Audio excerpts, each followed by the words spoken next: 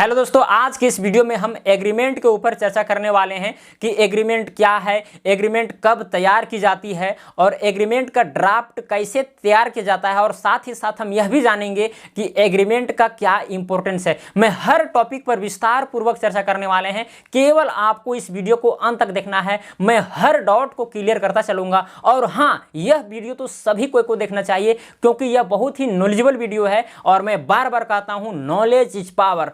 तो चलिए बिना टाइम वेस्ट किए हम इस वीडियो को शुरू करते हैं। दोस्तों, सबसे पहला सवाल है कि एग्रीमेंट क्या है।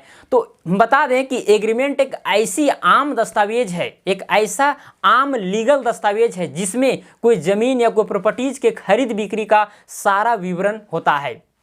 अब बात उठता है कि एग्रीमेंट कब करानी चाहिए। देखिए, सपोज कीजिए कि आप कोई ज़मीन या प्रॉपर्टीज को खरीद रहे हैं, तो सबसे पहले आप सेलर से बात करते हैं।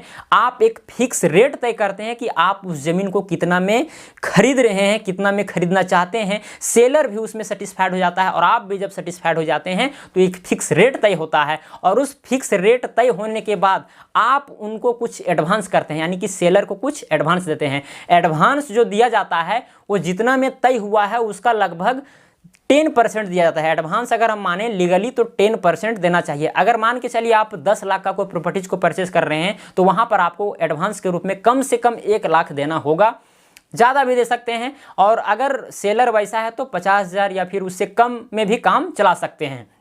तो उसी दौरान आपको एक एग्रीमेंट तैयार करना पड़ता है। एग्रीमेंट का बहुत बड़ा रोल है। एग्रीमेंट में होता है कि उसमें जो आप एडवांस दे रहे हैं, कितना में रेट तय हुआ है, कौन सा ज़मीन खरीद रहे हैं, किन से खरीद रहे हैं, सारा चीज़ उसमें लिखा हुआ रहता है एग्रीमेंट में। साथ साथ में उसका हस्ताक्षर, गवाह का भी हस्ताक्षर, सारा चीज़ रहता है ताकि बाद में जो एग्रीमेंट करवा रहा है यानी कि सेलर बदल ना जाए। ऐसी स्थिति में आपको एग्रीमेंट करना बहुत ही ज़रूरी है। अब दूसरा सवाल ये है जो बहुत ही इंपॉर्टेंट है, बहुत ही इंपॉर्टेंट। अगर इसको आप जान जाते हैं तो पहला और तीसरा सवाल को भी आप अपने से भी डिफाइन कर सकते हैं। दूसरा सवाल है कि एग्रीमेंट का ड्राफ्ट कैसे तैयार किया जाता है। आपको इसको ध्यान से सुनना है। सबसे पहले आपको, अगर आप कोई प्रॉपर्टीज को खरीद रहे हैं या परचेस कर रहे हैं तो आपको यानी कि बायर को स्टाम्प पेपर खरीदना पड़ता है। स्टाम्प पेपर बायर को ही प्राय खरीदना पड़ता है, चाहे वह स्टाम्प पेपर 500 का हो, 1000 का हो, 1500 का हो, ठीक है। तो अगर आप कोई ज़मीन वगैरह खरीद रहे हैं तो 1000 का स्टाम्प पेपर खरीद लें। अब उसमें क्या होता है, स्टाम्प पेपर में सेलर और बायर यानी कि विक्रेता और क्रेता दोनों का उसमें पूरा फुल डिटेल यानी एड्रेस वगैरह लिखा हुआ रहता है। दूसरा चीज़, सेलर किस प्रॉपर्टीज को बेच रहा है, किस जमीन को बेच रहा है, उसका सारा डिटेल होता है, उसका पूरा चौहद्दी लिखा हुआ रहता है एग्रीमेंट में, ठीक है। अब इसके बाद जो दूसरा चीज़ लिखा जाता है, ये लिखा जाता है कि जो आप प्रॉपर्टी खरीद रहे हैं यानी जो प्रॉपर्टी सेलर बेच रहा है वो कितना में बेच रहा है, फिक्स रेट क्या है, वह रेट भी उसमें लिखा होता है। और उसके बाद में कितना आप, जो रेट तय हुआ है, आप उसमें से कितना एडवांस उसको दिए हैं, ये भी उसमें लिखा होता है। अब तीसरा पॉइंट में ये भी लिखा होता है कि जो एडवांस तो आप दिए हैं, जैसे 10 लाख का संपत्ति खरीद रहे हैं, आपने 1 लाख रुपए एडवांस कर दिया है, बच गया है 9 लाख। तो 9 लाख को आप कब तक आप उसको पेड कर देंगे सेलर को, ये भी उसमें लिखा हुआ रहता है। और यह बेसिकली 2 से 3 महीना का ही समय रहता है, उसके अंदर ही आपको सेलर को पैसा पूरा पेड कर देना है। और पेड करने के बाद आप जानते हैं कि सेल डीड इसके बाद बनता है। सेल डीड का मैं अलग से वीडियो बना दूंगा, आप देख लीजिएगा इसी चैनल पर। अगर अभी तक मेरे इस चैनल को सब्सक्राइब नहीं किए तो सब्सक्राइब भी कर लें और साथ साथ में बेल आइकन को भी प्रेस कर लें।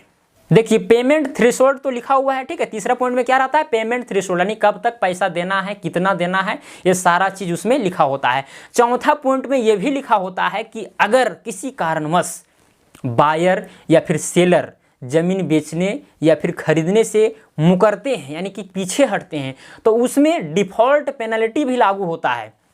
जैसे कि मान के चलिए बायर खरीद रहा है ज़मीन को, ठीक है, तो बाद में वो सोचता है कि हम ज़मीन को नहीं खरीदें, तो जो वो एडवांस दिया है उसको एडवांस अब मिलेगा नहीं। ये भी इसमें दर्ज होता है, किसमें, एग्रीमेंट में ये चीज़ दर्ज होता है कि अगर बायर पीछे हटता है ज़मीन खरीदने से तो जो भी एडवांस दिया है वो उसको नहीं मिलेगा। लेकिन अगर सेलर पीछे हटता है उसको बेचने से तो जितना भी एडवांस उसको दिया गया है उसका दोगुनी उसको भुगतान करना पड़ेगा। यानी अगर 1 लाख रुपया एडवांस लिया है सेलर ने तो अब अगर वो पीछे हटता है तो उसको बायर को 2 लाख रुपया देना पड़ेगा, तभी वह उस प्रॉपर्टीज को बेचने से पीछे हट सकता है।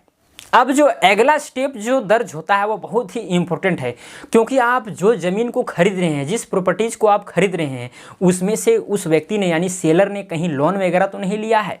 अगर लोन लिया है तो उसको भुगतान तुरंत करना पड़ेगा। अगर कोई टैक्स वगैरह बचा हुआ है तो उसको भी भुगतान करना पड़ेगा, और बहुत सारी चीज़ें हैं। अगर उसमें कुछ किसी तरह का डिफ़ॉल्ट है तो उसको सेलर को देना पड़ेगा, और इसका घोषणा करना पड़ता है सेलर का कि इसमें किसी प्रकार का टैक्स या लोन या किसी प्रकार का सेल डीड कुछ तैयार नहीं किया गया है, यह ज़मीन मेरे नाम से है। इस चीज़ का सेलर को घोषणा करना पड़ता है एग्रीमेंट में। इसलिए एग्रीमेंट बहुत ही महत्वपूर्ण चीज़ है। उस ज़मीन या प्रॉपर्टीज़ में किसी तरह का क्लेम नहीं होना चाहिए, कोर्ट केस नहीं होना चाहिए, या किसी को वसीयत के रूप में लिखा हुआ नहीं होना चाहिए, आदि आदि बहुत सारी चीज़ें ऐसी हैं जो डिफ़ॉल्ट पाई जाती है।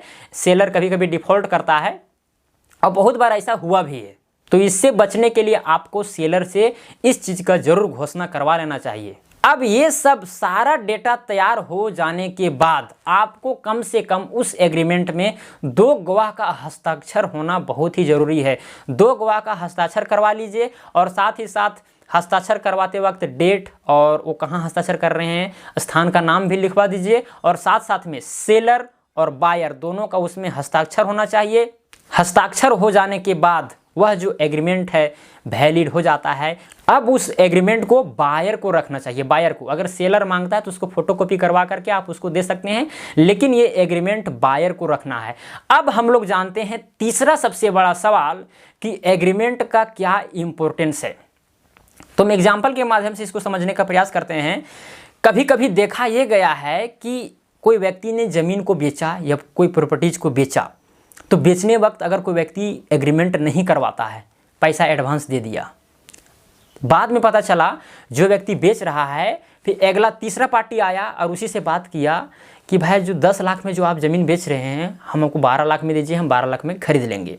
तो ऐसी स्थिति में अगर सेलर चाहे तो 12 लाख में इसको दे सकता है, क्योंकि वो जान रहा है कि अभी तक जिसके पास हम ज़मीन बेच रहे थे, प्रॉपर्टीज़ को बेच रहे थे, उन्होंने एग्रीमेंट वगैरह कोई लीगल वैलिड चीज़ नहीं करवाया है, जिससे कि हमको कुछ दिक्कतें बाद में हो सकती है। वो तो जान रहा है कुछ हमको दिक्कत नहीं होगा अगर हम इसको 12 लाख में तय करके बेच देते हैं तो इसीलिए एग्रीमेंट का बहुत बड़ा रोल है। अगर आप एग्रीमेंट करवा देते हैं तो सेलर उस चीज़ को अगर वो गलत करता है तो आप कोर्ट केस भी कर सकते हैं, सिविल केसेस के अंतर्गत आएगा, और उसका निर्णय भी आपके तरफ ही आएगा। इससे कोई दिक्कत नहीं है, क्योंकि स्टाम्प पेपर आप खरीदे हैं वो लीगली वैलिड है। तो कुल मिलाकर के निष्कर्ष ये निकलता है कि अगर आप एग्रीमेंट कराते हैं तो आपको भविष्य में होने वाली दिक्कतों का एक हथियार बन जाता है, जिससे आप उस युद्ध से जीत सकते हैं। और यह तो बहुत ही इम्पोर्टेंट भी होना चाहिए, एग्रीमेंट तो कराना चाहिए।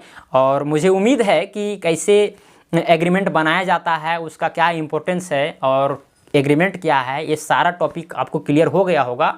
आज के लिए इतना ही, अब मिलते हैं अगले वीडियो में। धन्यवाद।